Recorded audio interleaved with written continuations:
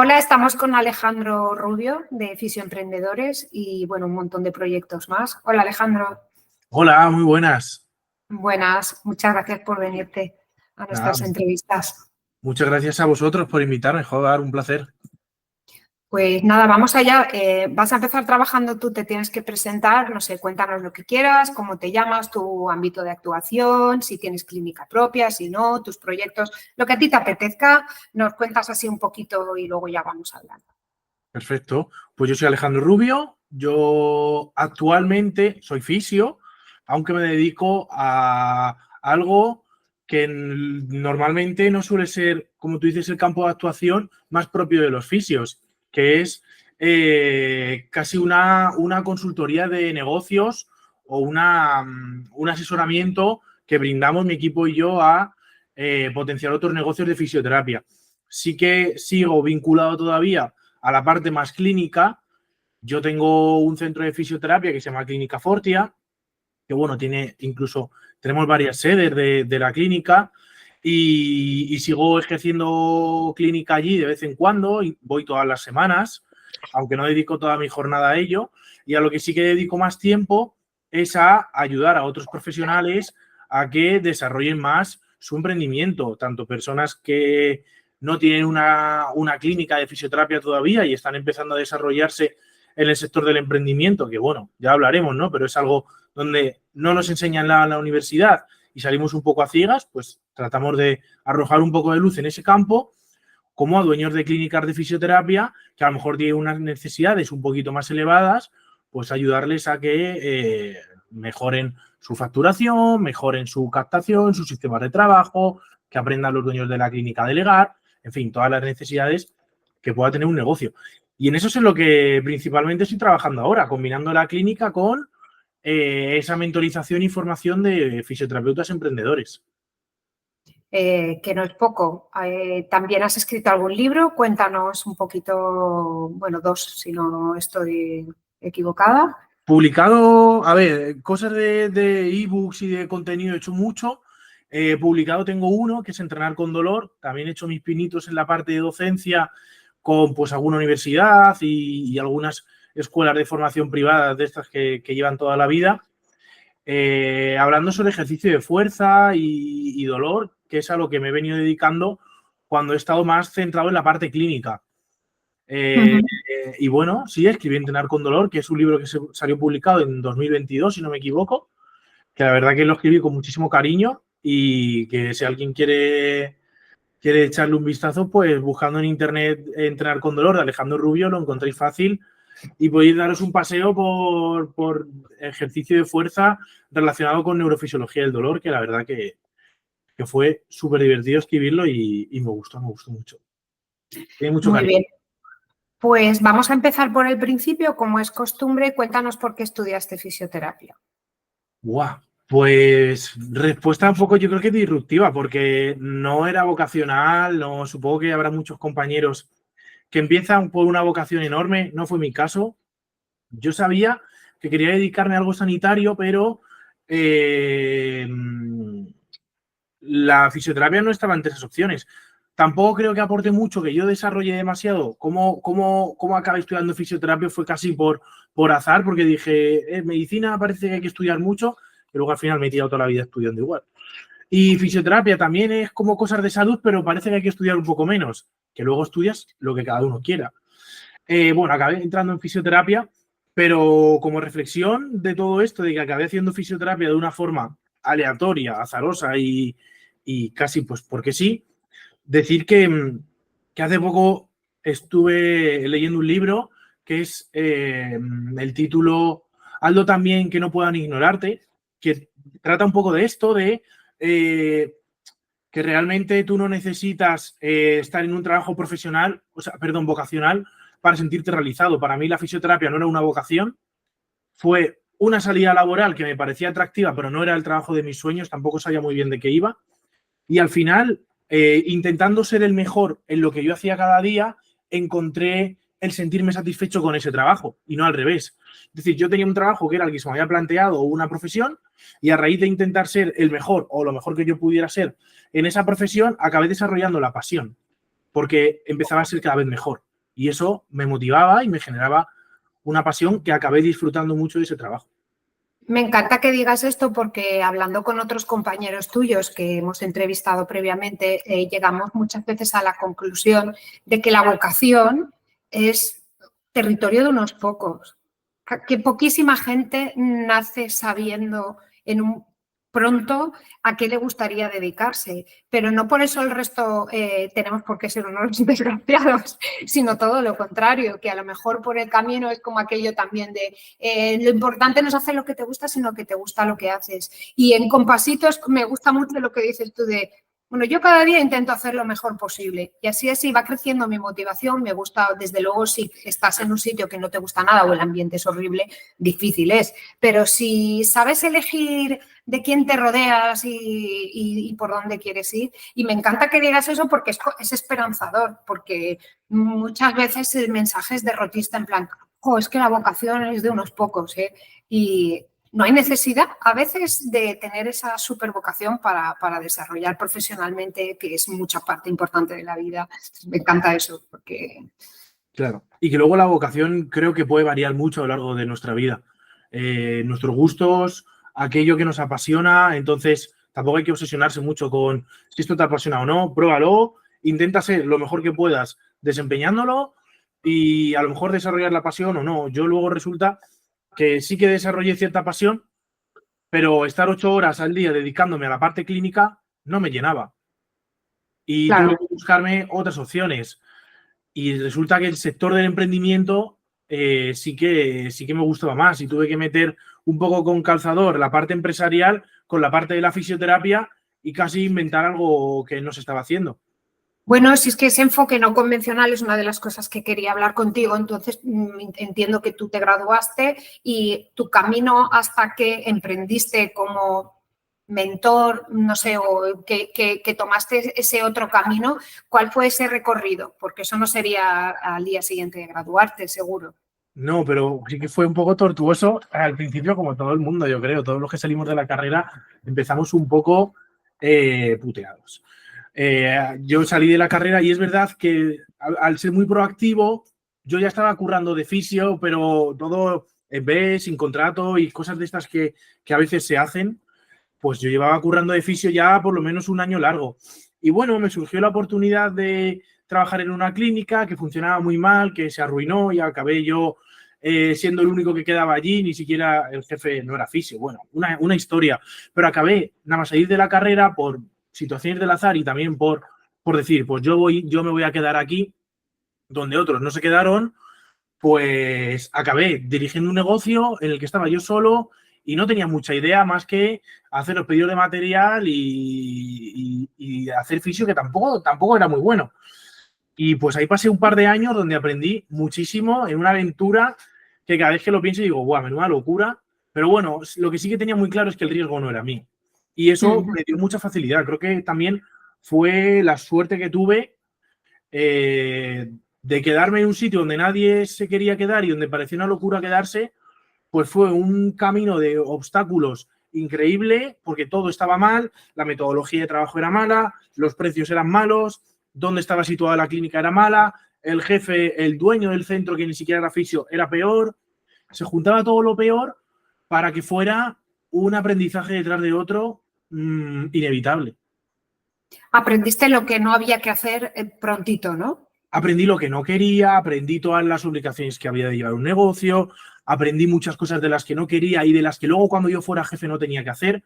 Sobre todo aprendí eso. Aprendí como dueño de una clínica de fisioterapia qué es lo que no tengo que hacer y cómo no tengo que tratar a la gente y qué cosas exigirle y qué cosas no. Y sobre todo es que, claro, estaba intentando levantar un muerto y me tiré mucho tiempo intentando levantar un muerto y algo levantó. Entonces aprendí mucho. Luego ya abrí yo mi centro junto a mi socio Sergio. Abrimos Clínica Fortia hace 3 años y claro, al final es que fue mucho más fácil. Fue mucho más fácil que ese negocio fuera bien porque habíamos estado remando en aguas muy locas y ya con una clínica en un lugar normal, regentada por fisioterapeutas y demás, digamos que fue más sencillo y durante estos 3 años pues ha crecido mucho el negocio, hemos crecido mucho en personal, hemos podido delegar muchas tareas, hemos abierto otros centros y la verdad que contentos. Te tocaría ponerte las pilas en muchísimas áreas de negocio que en la universidad no se estudian, que también es un tema recurrente aquí. Si en los planes de estudios debería haber alguna asignatura al menos de emprendimiento, negocio, marketing, venta, yo qué sé, de toda, que te prepare un poquito a emprender y no verte tan ignorante en esos temas. Claro, yo sí entiendo que haya que brindar opciones de especialización, de posgrado, para personas que quieran emprender. De hecho, sé que hay algún compañero que ya está trabajando en ello y me alegro un montón.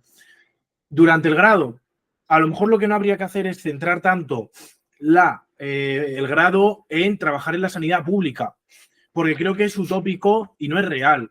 ¿Cuántos de nuestros compañeros trabajan en la sanidad pública a día de hoy? Muy, muy, muy pocos. Pero luego el grado está enseñado a que a ti te dicen que tu valoración puede durar 1 hora porque eso te va a hacer ser mejor profesional.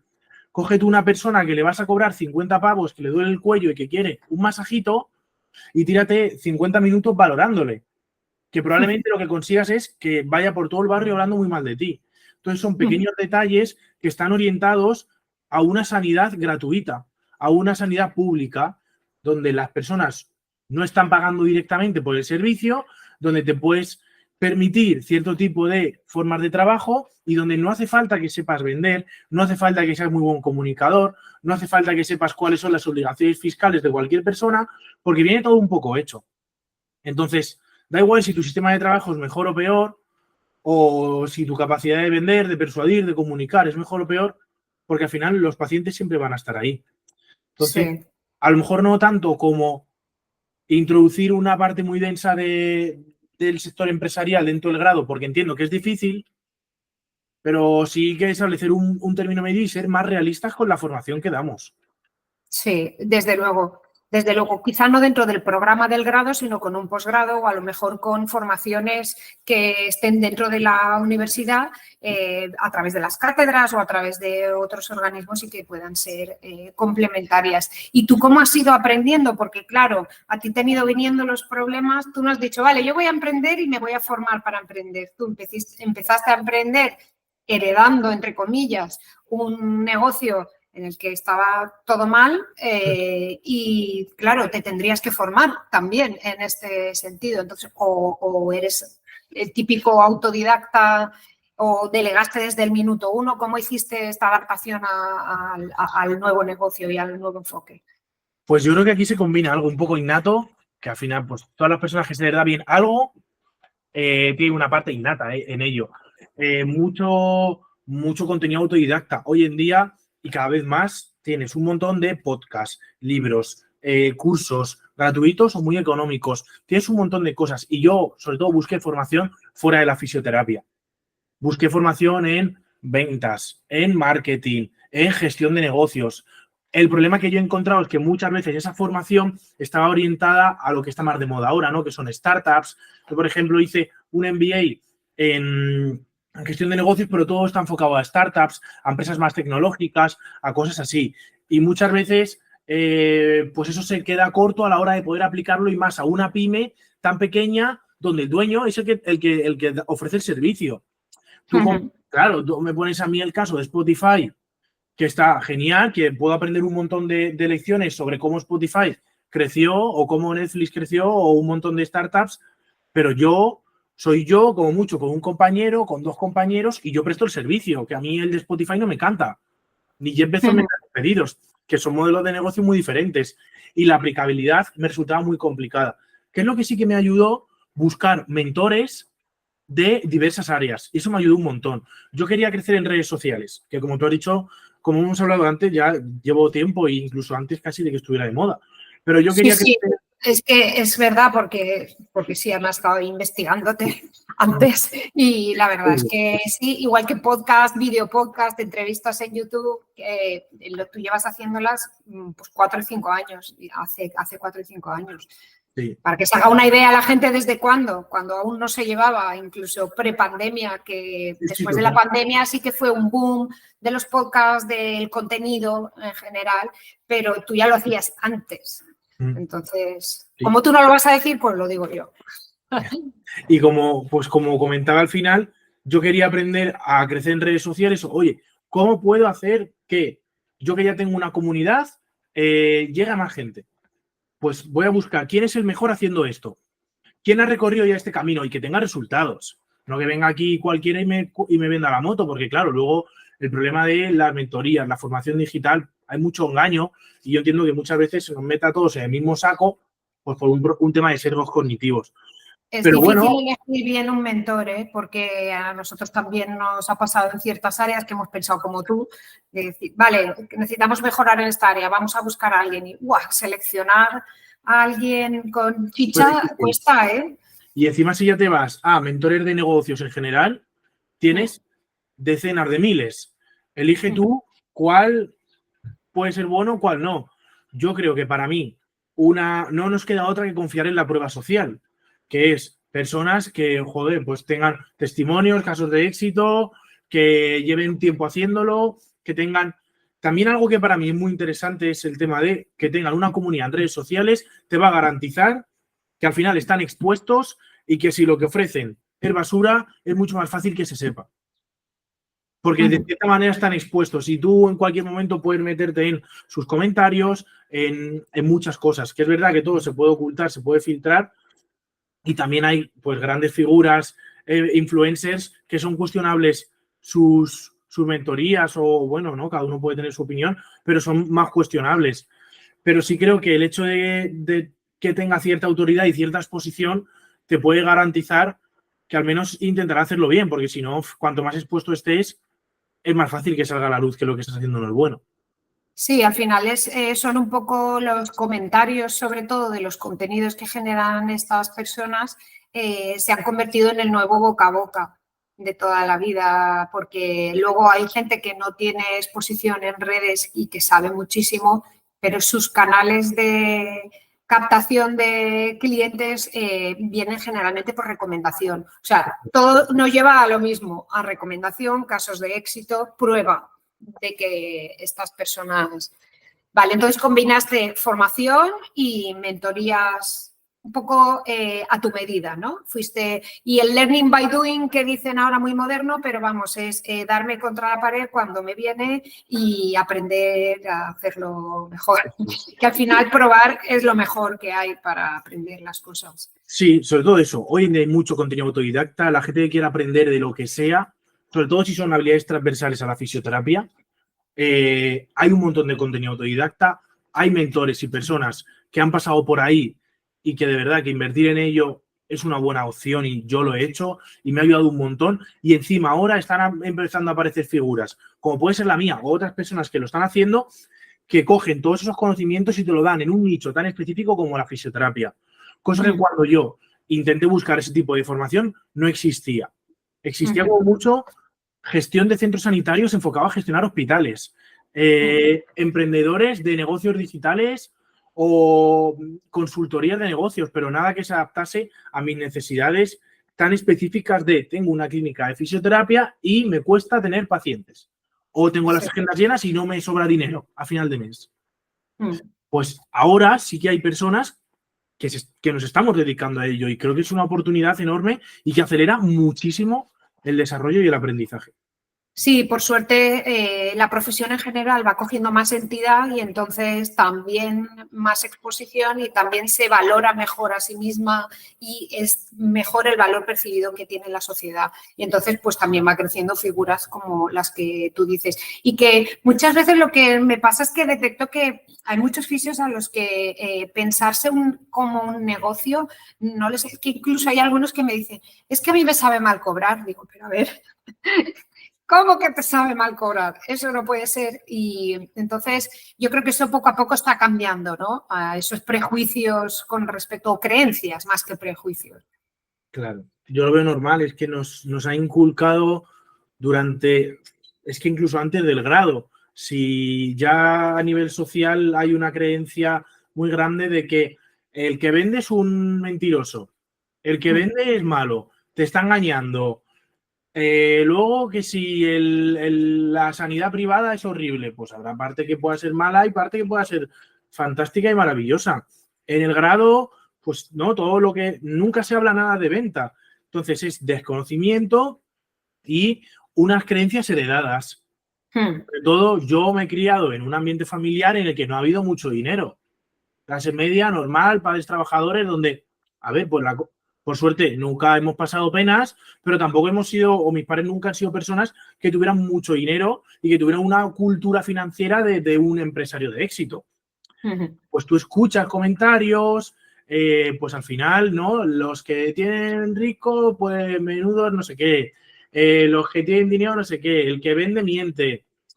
Y claro, pues eso al final genera una serie de creencias frente al dinero que luego tú a la hora de vender te sientes mal y cuesta darle esa vuelta de tuerca y trabajar esa mentalidad para sentirte cómodo vendiendo.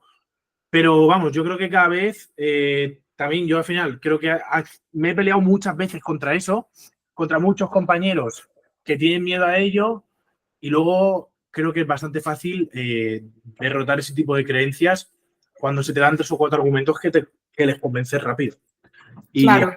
practicarlo. De hecho, esa mentalidad me imagino que es una de las cosas que descubres porque yo te quería preguntar, cuando se acercan a ti para las mentorías, los fisios, que ya has mentorizado a muchos, normalmente, ¿qué áreas son por las que ellos te contactan y luego descubres que hay muchas otras, como la mentalidad que había que trabajar y ellos a lo mejor no eran tan conscientes? ¿Por qué o a lo mejor sí, dímelo tú, ¿por qué se suelen acercar a ti? ¿Para qué?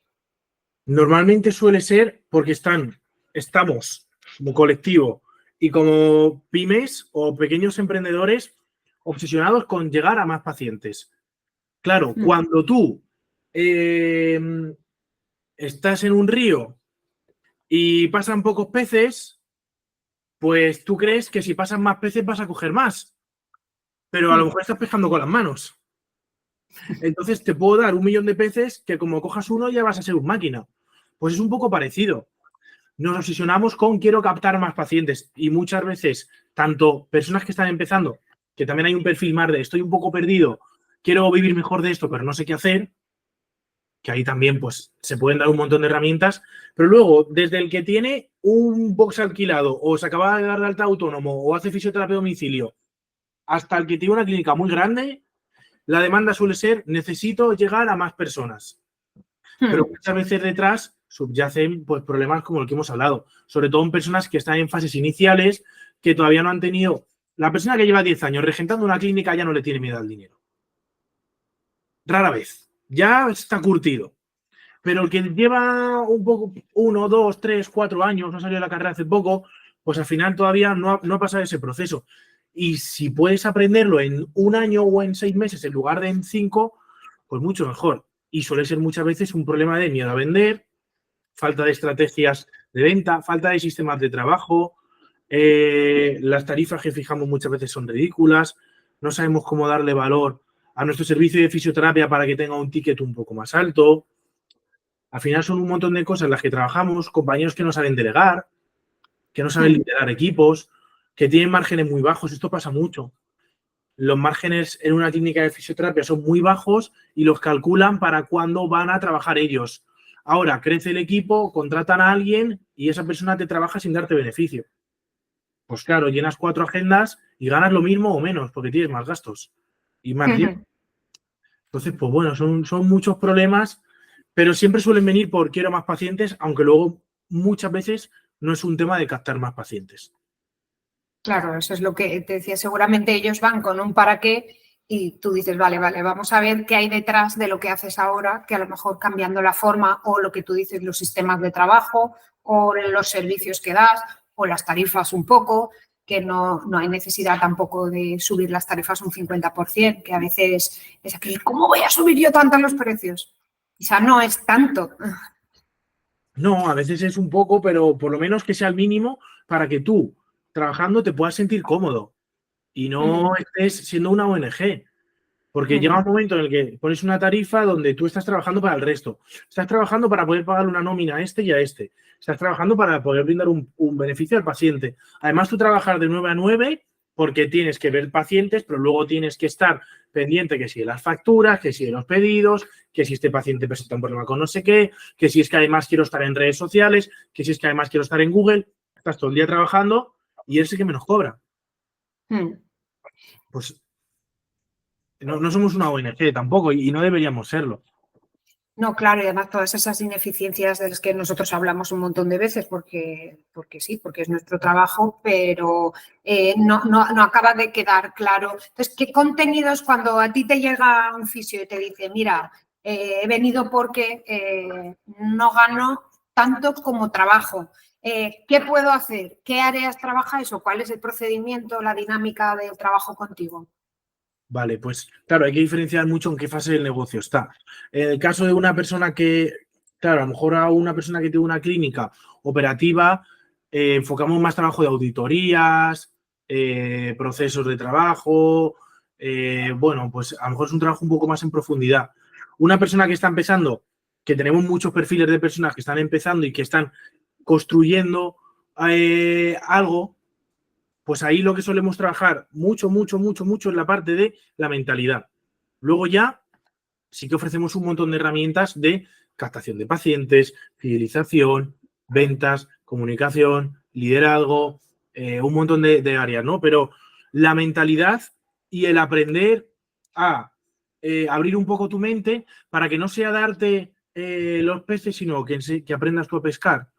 Que seas tú la persona que ya tiene herramientas para poder buscar todo ese tipo de conocimiento, que no es cuestión de yo te voy a dar una estrategia de ABC con la cual vas a conseguir captar 30 pacientes nuevos cada mes.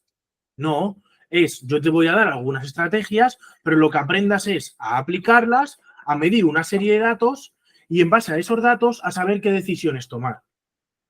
Y esto aplica a todos, sobre todo que empiecen a trabajar con datos y que empiecen a trabajar en base a algo, ¿no? Que muchas veces vamos a ciegas, hacemos lo que nos da la gana. Entonces, yo creo que esos son los dos grandes pilares en los que solemos fallar. El trabajar con números, con datos y con un sentido y un razonamiento detrás, unas hipótesis, aunque luego puedan ser más o menos acertadas, pero ya tienes una hipótesis, una forma de medir y eso te va a dar información para saber cuál va a ser tu siguiente decisión. Y luego la parte de la mentalidad con miedo a vender, con unas tarifas que no son las correctas, con un sistema de comunicación que no es el correcto o algo tan tonto como que la mayoría de los fisios tratamos de solucionar los problemas de la gente en menos sesiones de las que necesitan. Tú has aprendido y las guías de práctica clínica te dicen una tendinopatía con estas características son 3 meses de trabajo, pero tú solo quieres solucionar en 3 sesiones. Claro, luego tienes pacientes. Dime. Yo creo que a veces el paciente también echa de menos que se le diga la hoja de ruta, porque cuando tú tienes una lesión recurrente y dices, jolín, si fui al fisio hace 15 días, ¿y cuándo tienes que volver? No me ha dicho nada. ¿Qué pasa? Eso no es responsabilidad del paciente, es responsabilidad del fisio. Entonces yo pienso que a veces tenemos la falsa creencia de que el paciente a lo mejor dice, mira que me quiere enganchar y al revés, a lo mejor el paciente está deseando que alguien le diga lo que tiene que hacer para curarse, para mejorar, no lo contrario. Entonces a lo mejor unos por otros, o a veces es simplemente desorganización, que también pasa, falta de previsión. Claro, yo muchas veces le digo a la gente que está en el programa que su miedo al dinero le está convirtiendo en peor profesional. ¿Por qué? Porque tú al final estás tratando de solucionar patologías en un número de sesiones inferior a las que realmente requiere. Eso puede generar luego recidivas, puede generar falta de adherencia, puede generar que a lo mejor luego procesos de ejercicio terapéutico que se debieran hacer no se cumplen. En fin, que el tratamiento y el servicio puede ser peor. Y muchas veces estamos anteponiendo nuestro miedo al dinero a la salud del paciente y no le preguntamos al paciente si en ese momento es más importante su salud o el dinero, cuando probablemente el paciente priorice la salud. Y es que cuando un paciente ha decidido ir a tu clínica de fisioterapia, no busca ahorrarse dinero, sino lo metería en una hucha. Lo que busca es solucionar un problema.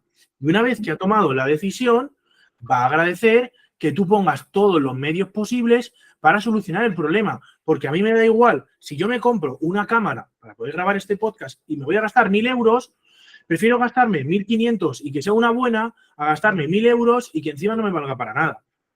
O sea, mediocre. Y con la salud, esto se amplifica muchísimo más. Entonces, vamos a ofrecerle o a brindarle al paciente una solución sin pensar en el precio, sin pensar que no hay ningún coste, simplemente pensando en dar el mejor servicio posible. Y ya si el paciente nos pone una objeción acerca del precio, mira, me encantaría, pero no puedo pagar tanto dinero, que no es lo habitual, pero a veces puede pasar. Vale, pues entonces vamos a buscar soluciones para hacer un tratamiento más económico, aunque no sea tan efectivo, pero que pueda brindar algunos resultados. Y yo creo que ese tipo de formas de trabajo son más honestas, van a reducir la incertidumbre de los pacientes ante su patología, por lo cual pueden brindarnos mejores resultados, van a parecer más profesionales y las expectativas de recuperación van a ser mejores. Es decir, está siendo más honesto, estás ganando más dinero y estás haciendo que el paciente mejore más y su experiencia sea mejor. Para mí es un win-win en todos los aspectos y para todo el mundo. Sí lo es, sí lo es. Y hablabas antes de datos y herramientas y estaba pensando que nosotros detectamos también que de las funcionalidades de iFisia que menos utilizan son las estadísticas del negocio. Cuando son estadísticas bastante básicas, bueno, habrá un total de 10, pero que son muy evidentes y además con gráficos y tal, y no lo utilizan para ver pues cuál de los fisios tiene más demanda, cuál de los servicios tiene más demanda, en qué gastan más dinero, en qué gastan más tiempo. Y es súper visual y lo utilizan poco. Entonces, me imagino que tú eso cuando te llegan te das cuenta de que muchos a lo mejor ni siquiera tienen esos datos. Claro, hay muchos que ni siquiera tienen esos datos y hay algunos datos que son más complicados de recopilar, pero hay algunos que, como tú dices, son súper sencillos y que muchas veces el propio software de gestión de tu centro te los está dando. Ojo, hay datos que son realmente sencillos, como el número de sesiones que haces al mes. Es que son cosas muy sencillas. Luego hay datos que a lo mejor son un poquito más complejos de recabar, pero que tomarte la molestia de estar un mes, aunque sea apuntando en una libreta, de verdad, no hace falta que invirtamos cientos de euros mensuales para tener un software de gestión que nos dé una cantidad de datos o incluso hecho a medida. Pero sí que a lo mejor dedicar un mes a calcular cuántas de las sesiones que te vienen tienen un bono y cuántas no. Y después calculas el porcentaje de sesiones que tienes con bono y que no. Y eso te puede dar un valor aproximado del porcentaje de fidelización de tus pacientes o por lo menos un punto de partida. Es que creo que capto muchos pacientes, pero tengo poco trabajo. A lo mejor falla la fidelización. ¿Vale? Vamos a medir qué porcentaje de pacientes de los tuyos están fidelizados fielmente. Y para eso podemos medir el número de sesiones con bono. Pues resulta que es que está fidelizado el 20%. Pues normal. Ahora, intenta aumentar ese porcentaje. Y una vez empiezas tú a aplicar diferentes estrategias que crees que pueden funcionar, ya tienes algo en lo que basarte y vuelves a medir. Y resulta que mejora, resulta que no mejora. Pero ya no son dar palos de ciego. Ya empiezas a ver números. Y como esto, un montón de cosas. Claro, el problema es que muchas veces ni nos detenemos a mirar las métricas que más sencillas de mirar o que tenemos a nuestro alcance a un golpe de clic. Pues sí, ya te digo que es una de las funcionalidades menos utilizadas y que a nosotros más nos llama la atención.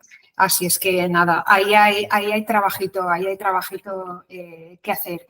Y luego estaba pensando también, no sé cómo les ves tú en general de habilidosos o de protecnología, porque estamos viendo que el grado de digitalización o de capacidades o habilidades digitales, como se diga, de los fisios muchas veces tienen miedo a aprender nuevas herramientas y además ahora que va a venir la factura digital obligatoria el año que viene ya, es como aquello de, Dios mío, no he seguido un sistema, socorro, ¿ahora cómo voy a hacer esto? Tal. Y no sé cómo les ves tú, si también les formáis en alguna herramienta o cómo abordáis esta área.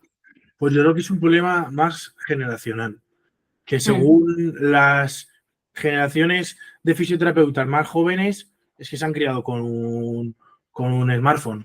A lo mejor fisioterapeutas que estén en la última fase de su trayectoria profesional pues están acostumbrados a apuntar con papel y boli, o no, pero que a mí personalmente, yo como sobre todo divulgo a través de redes sociales y el perfil al que llego suele ser de 40 años hacia abajo, yo me suelo encontrar personas que están muy digitalizadas y que ya están acostumbradas. Es verdad que algunos, por ejemplo, ni siquiera tienen un software de gestión de clínicas, que me parece lo primero con lo que deberías empezar, aunque te abras un gabinete en el baño de tu casa, deberías tener un software para tener tu base de datos, para hacer estrategias básicas de marketing, para conocer estadísticas simétricas muy básicas o para tener la agenda y todo en un mismo sitio.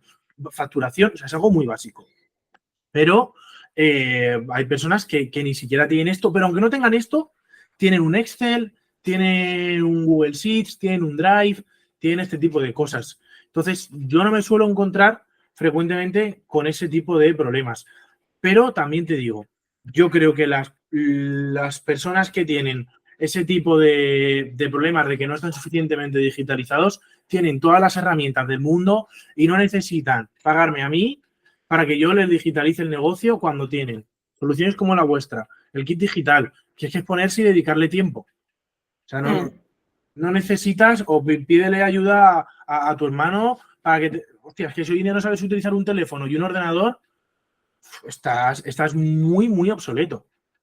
Sí, y la pega es eso, que cada vez tenemos más obligaciones que pasan por el entorno digital y entonces no les va a quedar otra. Bueno, vamos a ir acabando porque me acabo de dar cuenta que llevamos un montón de rato hablando y esto al final va a ser infumable, pero seguiría aquí de cháchara. Entonces, te quiero hacer alguna preguntilla así más general. Primero sobre el sector y las especialidades, no sé cómo lo ves tú ahora mismo y cuál ha sido su evolución un poco en los últimos años, que ha cambiado mucho, sobre todo de pandemia hacia aquí, de las especialidades y de la forma de desempeño de cada fisio.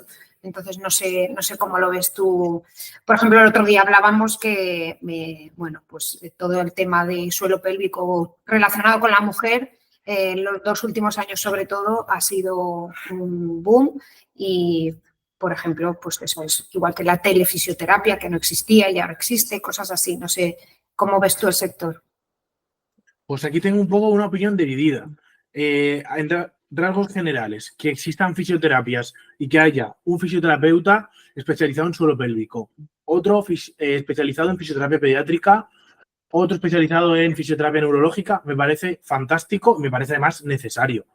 Yo, que trabajo más tema de dolor complejo y fisioterapia musculoesquelética, no tengo ni idea de suelo pélvico, pero es que ni quiero tenerla ni debo tenerla. No le vas a pedir a un dermatólogo que te haga una cirugía a corazón abierto. No tendría sentido. O sea, me parece fantástico y estupendo. Ahora, dirigiéndolo a el emprendedor que está empezando y que le han vendido la moto, ya no en el sector de la fisioterapia, en general, de que tiene que ultra especializarse para que le vaya bien, le voy a decir que tenga cuidado. Porque especializarse está genial. Pero cuando tú te quieres dirigir a un sector de deportistas que tengan 20 años y que tengan lesiones de rodilla, cuidado, porque igual te puedes pasar muchos años hasta que tengas una cartera de pacientes de deportistas de 20 años con dolor de rodilla.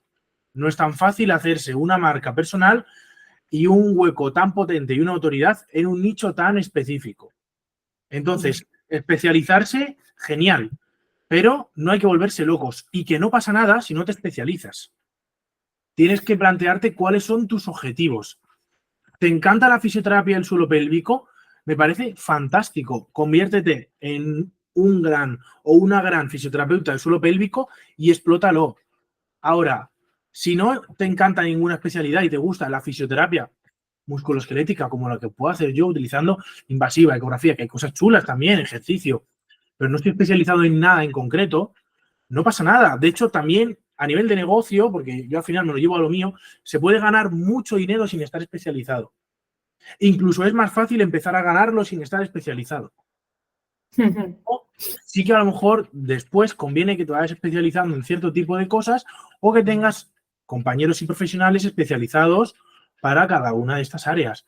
Pero no nos volvamos locos con especializarnos, que me han venido muchos compañeros que han intentado crearse un hueco en un nicho tan específico que es que al final, si nos metemos en nichos, puedes acabar siendo el fisio de tu madre. Y ya, es el nicho de mi madre. O encima no te va a pagar. Vas a tener que buscar trabajo en otro sitio. Sí, desde luego no, está muy bien. Me encanta ese optimismo porque yo también lo veo a veces que últimamente es esa obsesión con la especialización y me gusta que lo digas tú también, que no hay necesidad, que pasa en muchas profesiones, no solo en la fisioterapia, pero bueno. Y que a ti te viene ahora mismo, tienes una clínica, te viene, pues de nuevo, mi madre, que le duele el cuello. ¿Quién trata a esa persona? ¿Quién la trata? Pues un fisio normal y corriente, que ha salido de la carrera, que se ha formado, que sabe todo lo que puede y que le va a dar el mejor servicio posible. Y ¿sabes además qué pasa? Que mi madre va a ser mejor cliente que el chaval de 20 años con cirugía de un cruzado que tiene el poder adquisitivo de que el pobrecillo es más pobre que las ratas, porque no, un chaval de 20 años como el que hemos tenido todos, que tienes que hacer maravillas con 50 euros. 50 euros te duran todo el mes. Mi madre, que ya pues tiene una estabilidad, está cerca de sus 60, pues valora más su salud, tiene poder adquisitivo mejor, todavía no está en la vejez, donde a lo mejor con la pensión ya van justas y a lo mejor no es el nicho del que te enamorarías, las madres y padres a los que les duele el cuello y la lumbar, pero probablemente sea donde haya más dinero. Entonces creo que hay que hacer un poco de balance. Pues sí. Vale, vamos a acabar con las preguntas tipo ya, que son muy fáciles a veces. ¿Qué es lo que más te gusta de tu trabajo y qué es lo que menos? Puedes empezar por donde quieras. ¡Guau! ¡Qué preguntas más complicadas! Lo que más me gusta de mi trabajo es sentirme realizado cuando hay compañeros a los que realmente les cambia la vida. Y he visto historias increíbles que, joder, yo me cuesta mucho emocionarme y ha habido veces que hasta he emocionado de compañeros que me han dicho, es que no tenía dinero para pagar el alquiler, me he tenido que volver a casa de mis padres, estaba luchando por un negocio que iba muy mal, que me tenía en una depresión, que me estaba consumiendo y gracias a ti, pues ahora tengo un sueldo, estoy tranquilo, tranquila y a mí eso me genera una realización increíble, el hecho de poder ayudar tanto a personas que lo estaban pasando tan mal, me parece increíble. Y es curioso que no haya conseguido encontrar tanta realización ayudando a un paciente y sí lo he conseguido ayudando a un compañero de profesión que estaba en un negocio arruinado. Es curioso, pero es así. Y esa parte, la verdad que la disfruto un montón.